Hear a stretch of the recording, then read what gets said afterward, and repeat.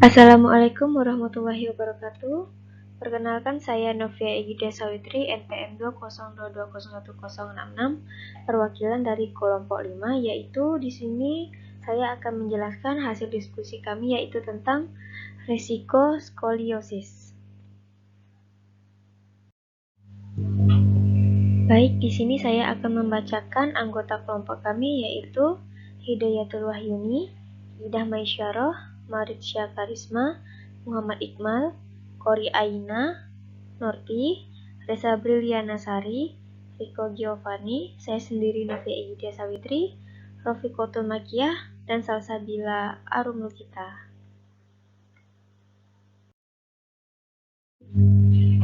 Baik, saya akan menjelaskan definisi dari skoliosis. Skoliosis merupakan penyimpangan pelurusan tulang belakang yang melebihi dari 10 derajat pada garis tegak dan dapat merupakan kelainan fungsional. Adolescent idiopathic scoliosis atau AIS adalah kelainan bentuk tulang belakang paling umum pada anak-anak dan mempengaruhi hingga 1 dari 300 orang. Kelainan bentuk biasanya berkembang dengan pertumbuhan tulang belakang yang cepat dan dapat mempengaruhi kualitas hidup individu yang berhubungan dengan kesehatan. Lekukan skoliosis akan bertambah besar karena bertambahnya usia, terutama pada pertumbuhan. Skoliosis adalah kelainan tulang belakang yang bengkok ke kanan atau ke kiri dengan derajat kemiringan lebih dari 10 derajat. Sekitar 15 hingga 20% dari kasus skoliosis penyebab awalnya tidak diketahui, serta 80% kasus skoliosis struktural mempunyai etiologi idiopatik dan biasanya ditemukan pada anak-anak atau remaja. Sebanyak 80-55% kasus skoliosis ditemukan pada masa pubertas dan banyak diderita oleh perempuan daripada laki-laki. Baik, selanjutnya klasifikasi skoliosis. Skoliosis diklasifikasikan menjadi beberapa tipe berdasarkan usia onset, etiologi, keparahan, dan tipe kurvatura. Setiap tipe menunjukkan karakteristik yang berbeda seperti tingkat keparahan kurva, derajat, dan pola deformitas 3 dimensi. Skoliosis dibagi menjadi 2 kelompok utama berdasarkan etiologinya, yaitu yang pertama skoliosis idiopatik, yaitu dibuat apabila terdapat salah satu penyebab skoliosis non-idiopatik.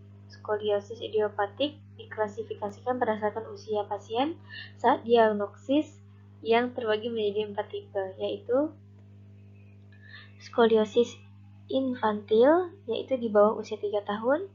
Yang kedua, skoliosis juvenil, yaitu usia 3-9 tahun. Yang ketiga adalah skoliosis remaja, yaitu 10 hingga 18 tahun. Yang terakhir adalah skoliosis dewasa, yaitu dari usia lebih dari 18 tahun.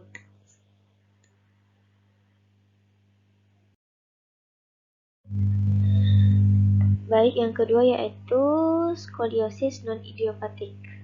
Skoliosis non-idiopatik diklasifikasikan menjadi beberapa macam, yaitu yang pertama skoliosis kongenital, yang kedua skoliosis neuromuskular, yang ketiga skoliosis mesenkimal.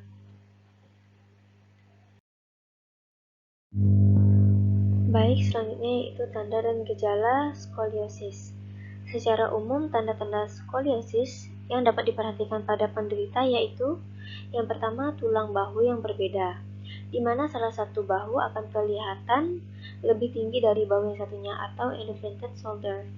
Yang kedua, tulang belikat yang menonjol sebagai akibat dari terdorongnya otot oleh kurva primer skolisis atau promen scapula. Yang ketiga, lengkungan tulang belakang yang nyata yang dapat terlihat secara jelas dari arah samping penderita atau spinal curve. Yang keempat, yaitu tulang panggul yang terlihat miring sebagai penyesuaian dari kurva skolisis atau uneven waist. Yang kelima, perbedaan ruang antara lengan dan tubuh atau asymmetrical arm to flank distance.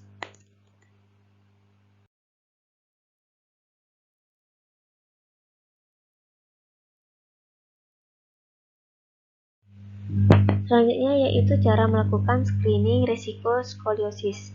Yang pertama, pemeriksaan fisik dimulai dengan pengukuran tinggi dan berat pasien meningkat bahwa pertumbuhan memegang peran penting dalam perkembangan kurva. Yang kedua yaitu pemeriksaan radiologis. Foto polos radiologis tetap menjadi standar untuk skoliosis kongenital dalam mengukur besar kurva, perkembangan kurva, serta potensi pertumbuhan kelainan tulang belakang.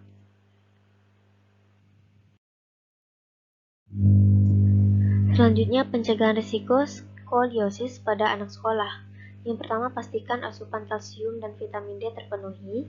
Yang kedua, melakukan olahraga secara teratur. Yang ketiga, konsumsi obat yang mengandung banyak kalsium.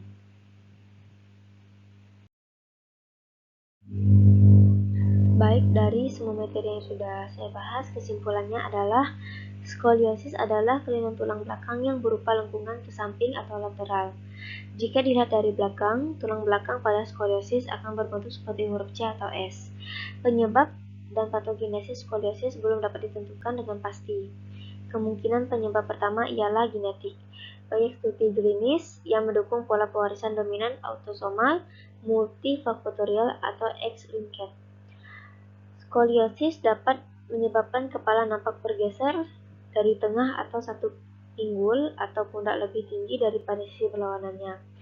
Masalah yang dapat timbul akibat skoliosis ialah penurunan kualitas hidup dan disabilitas, nyeri, deformitas yang mengganggu secara kosmetik, hambatan fungsional, masalah paru, kemungkinan terjadi progresivitas saat dewasa, dan gangguan psikologis.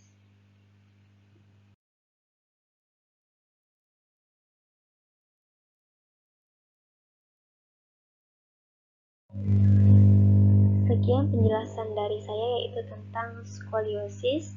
Apabila ada kesalahan dalam pengucapan ataupun penulisan dalam PPT ini, saya perwakilan dari kelompok mengucapkan mohon maaf yang sebesar-besarnya. Wassalamualaikum warahmatullahi wabarakatuh.